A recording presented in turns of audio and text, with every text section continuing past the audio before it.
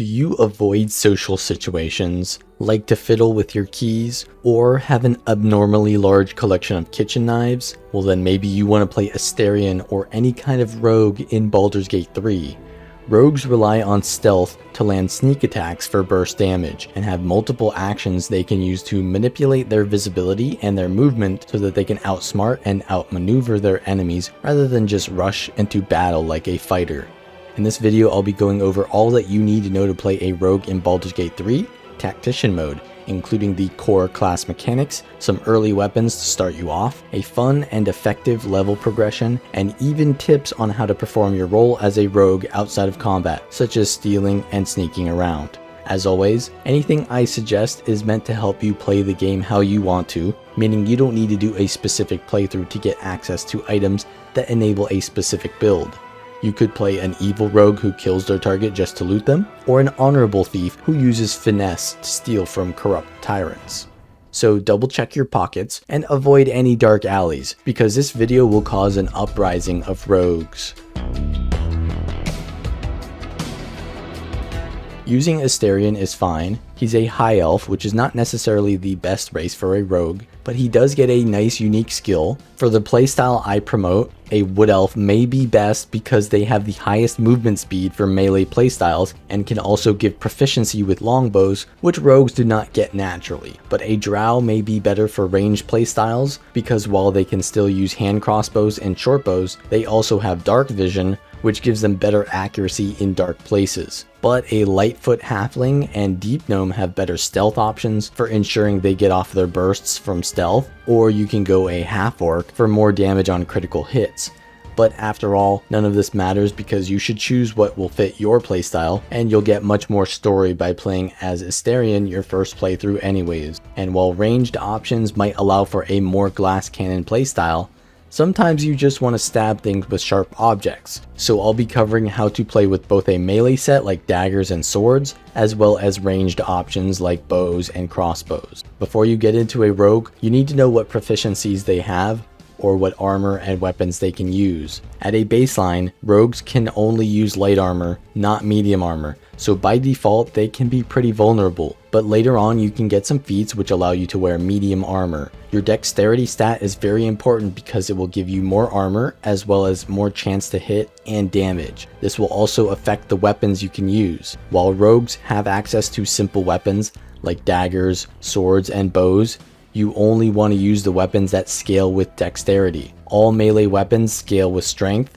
and all ranged weapons scale with dexterity, but the melee weapons with the finesse tag will scale with dexterity too, and these are also required to use sneak attacks, so you want finesse weapons and ranged weapons as a rogue. Next, you want to understand how sneaking works, because sneaking allows you to use the sneak attack ability, which does way more than a normal attack. All classes can use an action to sneak. Sneaking prevents enemies from seeing you and allows you to get the advantage on them in many ways. If you attack an enemy from stealth, you get a much higher chance to hit, and you surprise your enemy, meaning they lose an action. This is much more preferable to allowing enemies to fight you fairly, or even to surprise you.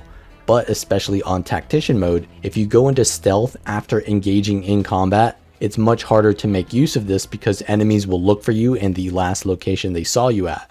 So you either need to stealth the same turn that you use your sneak attack, or you need to move really far from your original location while in stealth. The issue with this is that using a hide takes an action, and so does your sneak attack, so you can't do both. But luckily at level 2, rogues gain access to cunning actions, which basically allow you to use some of these actions like dash, which gives you more movement, or hide, which gives you stealth on a bonus action. So you can use your bonus action to hide, and then you can sneak attack in that same turn. To be able to sneak attack, you need to have advantage on your target, or you need to have an ally threaten that target by standing next to them with melee weapon. If you have a sturdy tank who can constantly enable your sneak attacks against a target, that's great. But enabling sneak attacks from stealth also gives the higher chance to hit, which can make your damage much more reliable, especially in the earlier levels where it's a crapshoot whether you'll hit or not. Being in stealth is only one way to get advantage. There are others like Guiding Bolt, There's Fairy Fire, knocking enemies prone, or blind. But sneaking is the main way you can get advantage, and therefore enable sneak attacks without relying on your party members, which when doing a co-op run might be an issue because not everyone is going to want to revolve their character around enabling your class. So how do you handle sneaking when combat is so chaotic and enemies reveal you before you get a chance to sneak attack? Mainly, you want to get used to toggling enemy sight cones, which is the shift keybind by default. The red areas show where enemies can see, and if you try to sneak in these zones, you'll need to roll a stealth check to remain hidden, and the odds of winning that aren't the most reliable, so you'll want to avoid their sight and check out their cones before attempting to go into sneak. At the start of your turn, you'll always want to use the shift keybind to see what spots an enemy has vision on, and if you want to move to that spot to get stealth, then decide if you can land a melee sneak attack or a ranged one. If you can't get to melee without being seen, then stick to using the ranged sneak attack. Or maybe it's a dangerous situation and you want to stay back and use ranged sneak attacks only. Melee sneak attacks can be fun and bursty, but they can often complicate things. If you have Threaten on you, which you can get on you just by being in melee range of an enemy with a melee weapon equipped, they'll use an opportunity attack on you. Even if you're behind the target, you will not be able to hide, so you need to move slightly out of range of the target and behind them to hide. But the problem with this is that you get hit by an attack of opportunity and then they're looking straight at you. But we'll solve this problem when we level up our rogue a little bit more. At level 3 we get to choose a subclass. Assassin is a bit too front-ended, but it can be great for some roleplay, and Arcane Trickster has some nice spell options for facilitating their sneak attacks, but we'll get those later too. Mainly I suggest going the Thief Rogue subclass, because it gives you a second bonus action, and this means you can use 3 dashes per turn if you really wanted max mobility. Or you can use Hide to land a sneak attack and then hide again to prevent enemies from reacting to you. There's plenty of options, but also your offhand attacks can use bonus actions as a resource. So if you're wielding 2 hand crossbows, you can shoot with your offhand twice and do a main hand attack in 1 turn. Or you can sneak, use a sneak attack, and then use an offhand attack. Especially in the early game, getting an extra offhand attack off with your main attack is not better than just using a sneak attack and using your bonus action to enable that sneak attack. But depending on your situation, you may not be able to sneak, so you'll want to use that extra bonus action to just attack. Or you may want to use your extra dash to position yourself for next turn's sneak attack. Mostly as a rogue, it's not important that you're doing max damage each turn.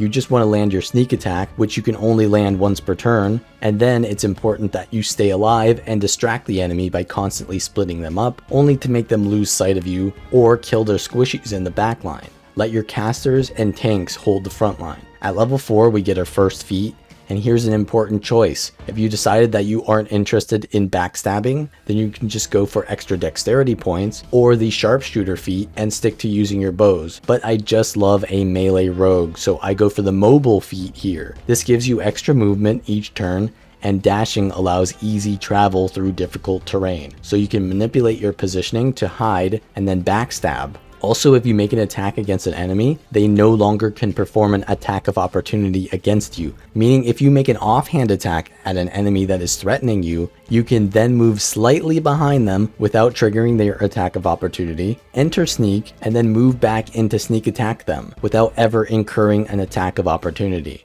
This is when the build really comes online. You have so many options for handling a situation, and even though you might think a situation is super dangerous, you could just use 2 dashes and then sneak halfway into your travel to make them try to search for you. You'll see an image of where your character used sneak, and that's where enemies will look for you. The computer does not have as much vision as you do. How it works in this game is they know where everything is, but when you go invisible or sneak, they don't know where you are, just where they last saw you. So rather than them going into the right position to attack you immediately, they first move into line of sight to the last spot that they saw you to try to locate you, and then they'll make another decision based on their new information. They'll look left and right and even cast remove invisibility spells. But if they don't find you, or they spend too much of their time or movement or actions trying to find you, they might waste their entire turn and decide to move on. And since you have more actions than them as a rogue, you get ahead of them and you can get some free attacks by constantly manipulating their positioning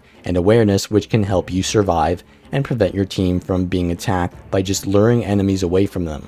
Then you can re-engage with a ranged sneak attack Use dash and sneak to prepare another getaway. Rogue can be a lot of fun when you get to take full advantage of these strategic combat elements, but in the early game it doesn't have much damage besides your sneak attacks. Getting some good weapons early on can help smooth your journey, so we'll show some decent bows and daggers you can get. In the Blighted Village, there's a decent dagger and some meat on a campfire next to a very loud shed. You'll need some dexterity to take the knife out without breaking it, so prepare your inspiration rolls. It's nothing special, but it's one of the first magical daggers you can get, which gives a +1 to attack rolls. There's also a ritual dagger which you can get in the Goblin Village in the Shattered Sanctum, on the table next to the guy who really likes torture. This one has an increased attack roll when you hit enemies with it, or by using a bonus action to sacrifice some health. If you use it as an offhand, you can use the bonus action offhand attack to increase the chance your main hand hits, or you can perform the flesh sacrifice and then swap to your bow for higher hit chance on the ranged attacks. You can find a hand crossbow on the Dead Caravan Agent next to the Vicious Knolls to the west of the Risen Road. And there's a really good hand crossbow in a chest by some Maragon demons, which is in the Underdark by the Grimforge. Generally, it's better to use hand crossbows than standard bows as a thief rogue, because you can dual wield them, and this means you can make an offhand attack using your bonus action to make ranged attacks. So it's often better to put your best crossbow in your offhand, because you can make more attacks with that offhand using bonus action. Also, if you're playing as Astarion, you may be able to bite enemies or your allies with consent to gain higher attack rolls, and combined with a magical weapon, the ritual dagger buff, and sneaking advantage, you can ensure your attacks hit your targets. At level 5, you have some choices. You can go for more rogue levels, or you can multiclass, because mostly rogue levels only provide defensive effects at this point, like damage reduction against spells and attacks. However, every 2 levels of rogue, you add another 6 dice roll to your sneak attack, which can add up to a lot at higher levels of rogue. But it's generally going to add more damage to your sneak attack in the short term, as well as utility to actually land those sneak attacks if you multiclass a ranger.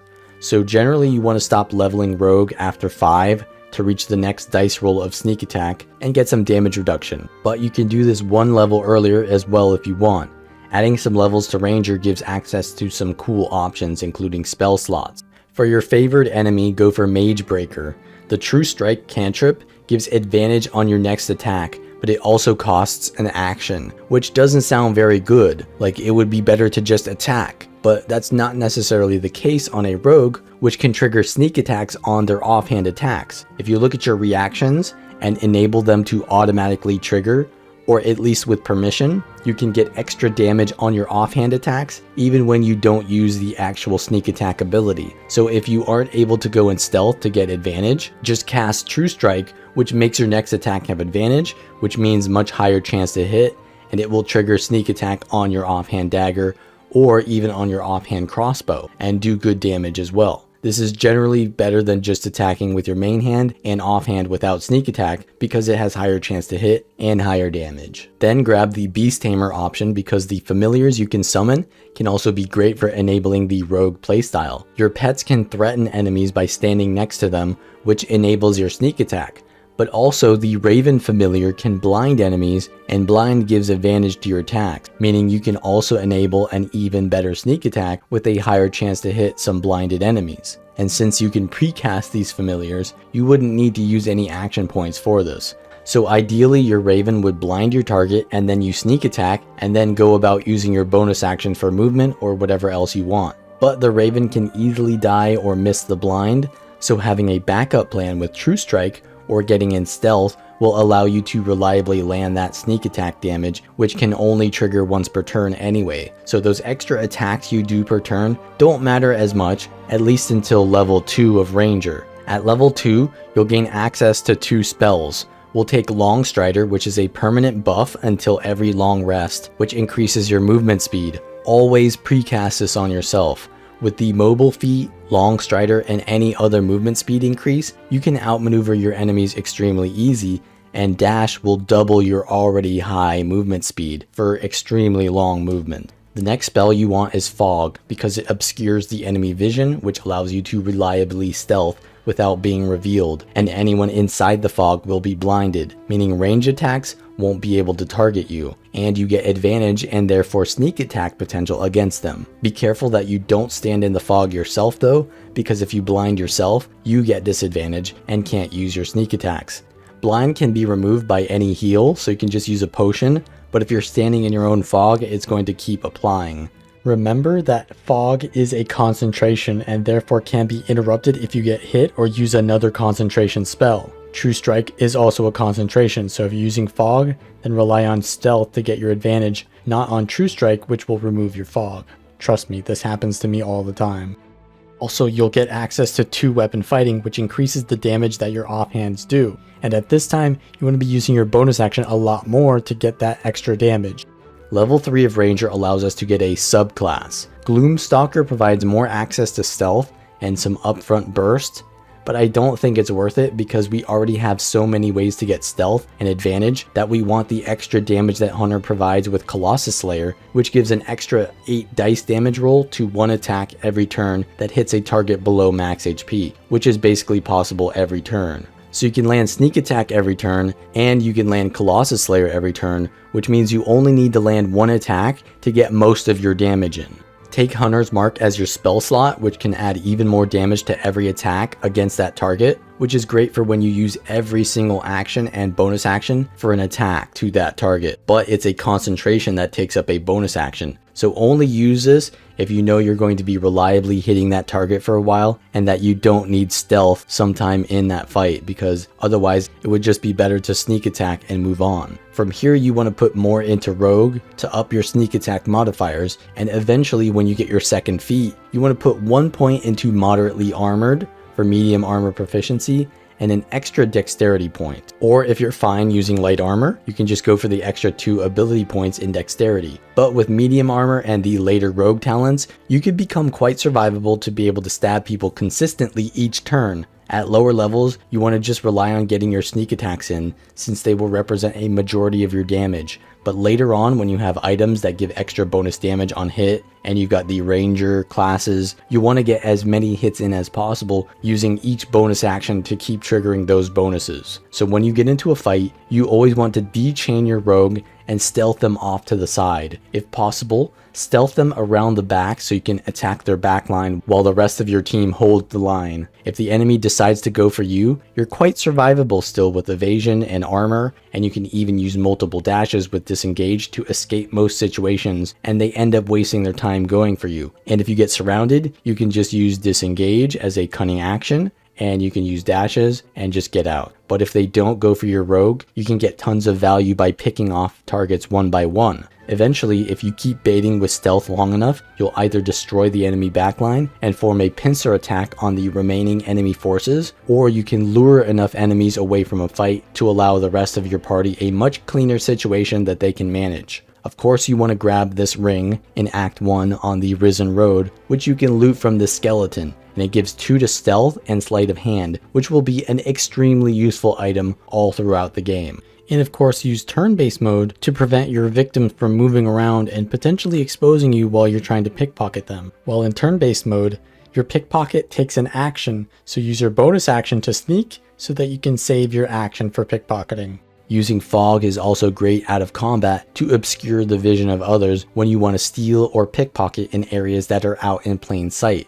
Though you want to be careful because not everyone likes fog being placed on top of them. And if you still struggle to pickpocket, well then you can find some easy targets in your own camp who won't report you to the guards if you fail to pickpocket them. Volo has to pay the tax to stay in your camp. So using all these methods, you'll be able to perform a fun and interactive role in your composition and still survive your playthrough while doing consistent damage that doesn't ever run out like other classes that have spell slots or cooldowns that reset per long rest. You can also just sit there and shoot your crossbows from the side if you want to play as effortlessly as possible, but to me playing a rogue is about taking risks and manipulating positioning and stealth, not just sitting there spamming damage at range. I'd rather play a full ranger or some other striker class that does that better then. But if you like this content or found it helpful in any way, subscribe for more and share it to others, and I'll see you in the next one.